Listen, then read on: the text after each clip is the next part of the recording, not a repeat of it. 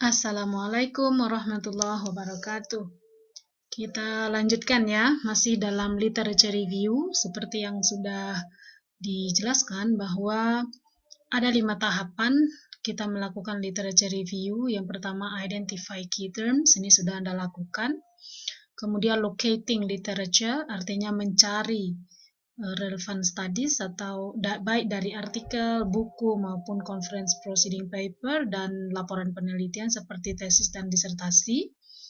Kemudian selanjutnya langkah berikutnya adalah mengevaluasi atau menyeleksi literature atau teori-teori tersebut sesuai dengan kebutuhan peneliti.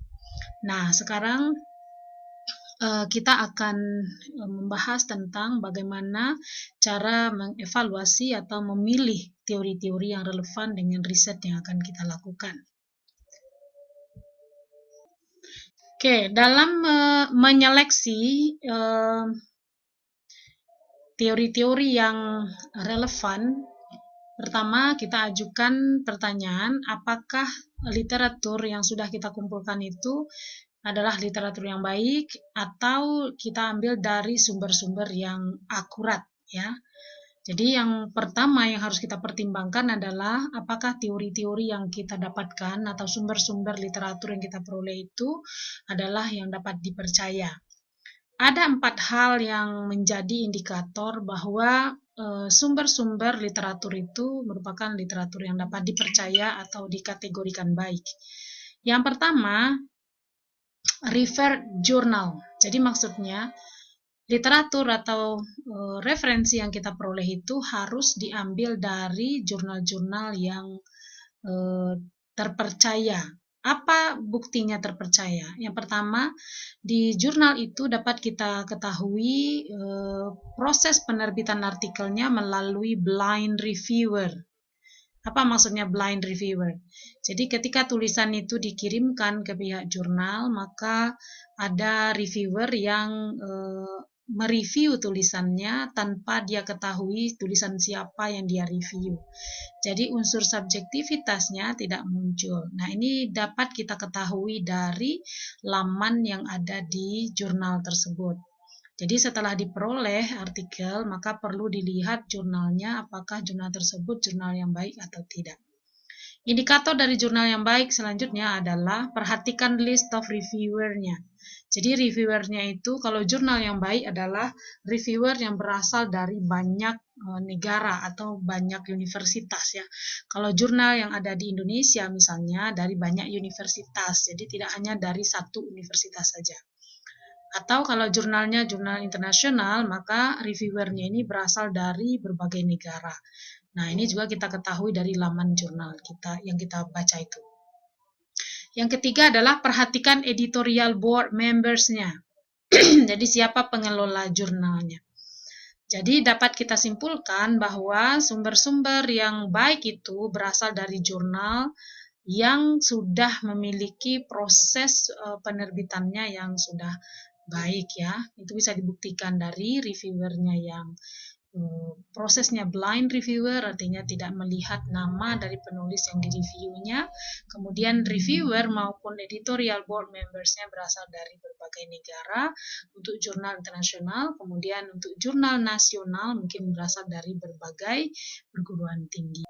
Oke, ini yang dimaksud ya. Jadi kalau misalnya Anda mencari artikel, maka untuk mengetahui apakah jurnal itu jurnal yang baik atau tidak, maka perhatikan di jurnal homepage.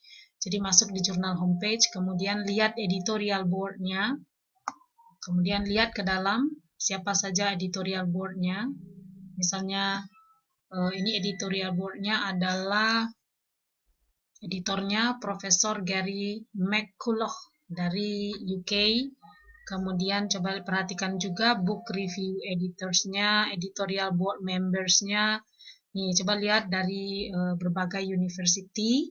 Nah, ini yang dimaksud dengan jurnal yang baik itu adalah jurnal yang memiliki editorial board members-nya adalah berasal dari berbagai universitas. Sehingga subjektivitas atau profesionalnya terbitnya satu jurnal, satu artikel itu betul-betul ditentukan dengan cara kualitas, bukan karena kedekatan antara si penulis dengan yang mengelola jurnal. Jadi itu salah satu kita mencatat bahwa jurnal yang kita baca atau artikel yang kita ambil adalah artikel yang berasal dari jurnal yang bereputasi atau yang baik. Ya, berikutnya untuk menentukan sebuah literatur atau teori yang kita peroleh itu berasal dari sumber yang baik atau akurat, maka perlu prioritas ya dalam ketika searching. Maka utamakanlah yang high quality sources. Apa yang termasuk high quality sources? Yang pertama adalah jurnal, artikel yang diterbitkan di jurnal yang bereputasi dengan ciri-ciri tadi. Kemudian ada juga non-referred journal. Jadi jurnal yang tetap dipublikasi walaupun belum pada artikel jurnal yang bereputasi ya, tetap lebih baik. Kemudian dari buku, dari conference paper, kemudian dari tesis dan disertasi. Kemudian bisa jadi apabila tidak ditemukan di sini, kita menurunkan kualitasnya sedikit. Jadi kita cari dari mungkin full text artikel, tapi dari website, mungkin dari blog, mungkin dari tulisan-tulisan yang dipublikasikan di ResearchGate misalnya, tapi tidak dalam bentuk artikel yang dipublikasi di jurnal. Nah, itu juga lebih baik.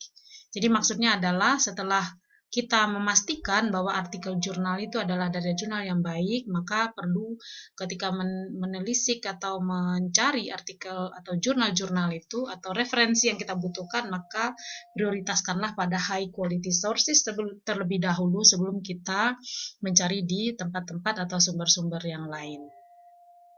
Yang ketiga adalah ketika membaca artikel-artikel hasil penelitian yang dipublikasikan di dalam jurnal, maka ada 4 hal yang harus diperhatikan ya, menandakan bahwa artikel itu bagus. Yang pertama, perhatikan research question-nya. Jadi lihat di artikel itu, kemudian catat research question-nya. Yang kedua, proses pengumpulan data. Jadi lihat di subjudulnya methods atau methodology, maka perhatikan bagaimana proses pengumpulan data yang dilakukan oleh peneliti. Kemudian lihat juga bagaimana hasil dan simpulan yang ditarik dari analisis-analisis yang dilakukan. Kemudian apa justifikasi yang diberikan oleh penulis berdasarkan data, berdasarkan hasil penelitian yang didasarkan pada data yang terkumpul. Jadi ketika membaca artikel jurnal terutama, maka perhatikan 4 hal ini, research question-nya, kemudian proses pengumpulan data, kemudian bagaimana menyajikan hasil dan simpulan yang didasarkan pada data, kemudian yang keempat, bagaimana justifikasinya si penulis atau peneliti dari hasil yang diperoleh berdasarkan data tersebut.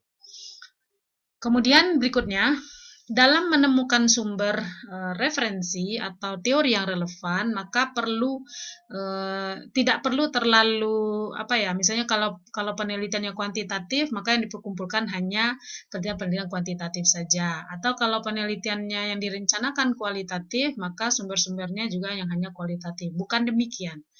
Berarti topik yang kita cari itu bisa jadi ada pada artikel hasil penelitian dengan metode kualitatif, bisa juga dari kajian yang kuantitatif. Jadi bukan metode penelitiannya itu yang kita utamakan, tetapi adalah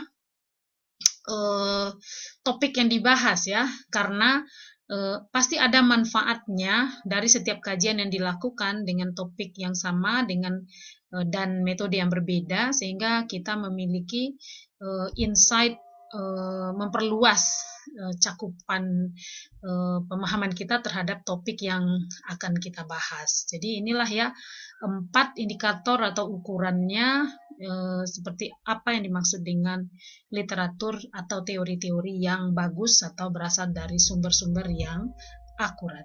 Oke, dalam mengevaluasi referensi atau teori-teori yang kita peroleh, pertanyaan kita ajukan yang kedua adalah apakah teori-teori itu relevan Maka relevansi sebuah literatur atau referensi terlihat dari 3 hal ya. Satu, bisa dilihat dari judulnya, kedua dari konten dari abstraknya, kemudian dari major heading in the study. Jadi lihat di artikel itu pertama judul, yang kedua abstraknya, yang ketiga sub-sub judul yang ada dalam artikel. Kemudian ada 4 hal ya relevansi sebuah artikel. Yang pertama adalah topic relevance. Topic relevance maksudnya apakah does the literature focus on the same topic as you propose tadi? Apakah artikel yang Anda peroleh itu memiliki topik yang sama dengan yang studi yang akan dilakukan? Nah, kalau iya, itu namanya topic relevance. Kemudian yang kedua adalah relevansi dari individual and site relevance. Pertanyaannya, does the literature examine the same individual or sites that you want to study? Apakah sampel atau populasi atau tempat di mana penelitian yang dilakukan di artikel yang Anda baca itu sama dengan yang akan dilakukan? Kalau iya, itu berarti individual and site relevance. Yang ketiga adalah relevansi dilihat dari problem and question. Disebut dengan problem and question relevance. Ajukan 2 pertanyaan yang harusnya jawabnya yes, baru dikatakan relevance. Does the literature examine the same research problem that you propose the study? Apakah research problemnya sama? Yang kedua, does it address the same research question you plan to address? Apakah pertanyaan penelitiannya sama? Nah, kalau iya, berarti ini disebut dengan problem and question relevance. Yang terakhir adalah accessibility relevance. Ini maksudnya adalah, is the literature available in your library or can you download it from a website? Can you obtain from library or website? Jadi, apakah accessibility-nya ini sama atau tidak? Bisa tidak diperoleh langsung di library atau kita harus mengunduhnya sendiri dari website? Nah, apabila ke berapa pertanyaan ini, 1, 2, 3, 4, 5, dan 6 ini dijawab dengan yes, artinya adalah literatur atau teori yang Anda baca itu adalah relevan untuk penelitian yang akan dilakukan. Jadi, setelah artikelnya terkumpul, maka you harus memastikan 2 hal. Yang pertama adalah apakah artikelnya itu baik, diambil dari sources yang baik, atau yang kedua, apakah artikel-artikel itu relevan dengan penelitian yang akan dilakukan. Oke, setelah semua referensi yang diambil dari artikel, buku, maupun dari laporan penelitian dipastikan sudah berkualitas, maka tentu Anda akan membacanya satu persatu. Maka lengkapilah worksheet of relevant studies mulai dari nomor artikel, karena nomor artikel itu nanti membantu Anda berapa buku artikel yang Anda baca, penulis, tahun, judul artikel, nama jurnal, volume, nomor isu, halaman DOI website maupun EISSN ini, kemudian Anda baca satu persatu. Maka pindahkanlah kolom di description ini apa research question yang ada di jurnal yang sedang Anda baca, pindahkan juga ke sini apa tujuannya, kemudian untuk segi metodologi, desain penelitiannya apa, kemudian populasinya siapa, metodenya apa, kemudian apa major finding dari penelitian yang ada di jurnal itu. Finding itu adalah jawaban dari pertanyaan-pertanyaan penelitian maupun tujuan penelitian yang ada di atas ini. Kemudian cari atau temukan apa kesamaan artikel yang Anda baca itu dengan rencana penelitiannya. Kemudian cari juga apa perbedaan dari artikel yang Anda baca dengan yang akan dilakukan. Kemudian melihat 6 hal ini Anda tuliskan di sini dalam satu paragraf sebagai kesimpulan Anda, artikel ini tentang apa. Jadi ini akan dibutuhkan nanti ketika kita lanjutkan dengan langkah berikutnya, yaitu organizing the literature. Jadi kalau ada 15 artikel yang sudah Anda seleksi, yang dijamin itu sudah relevan dan berasal dari sumber yang baik, maka berikutnya kita akan membacanya, maka isilah kolom ini ya, sesuai dengan artikel yang dari jurnal kah, apakah conference proceeding kah, atau misalnya dari tesis maupun disertasi ya. Nah, itu caranya. Inilah tugas Anda. Jadi setelah ditemukan artikelnya, diseleksi, dipisahkan mana yang berkualitas dan tidak dengan folder-folder sendiri. Kemudian Anda baca satu persatu, kemudian Anda isi kolom-kolom ini. Kalau ada 20 artikelnya berarti ada 20 buah kolom yang Anda siapkan untuk ini. Oke ya, nah itu tugasnya. Lanjutkan tugasnya dengan mengisi kolom ini dan dalam minggu ini. Oke, thank you. Assalamualaikum warahmatullahi wabarakatuh.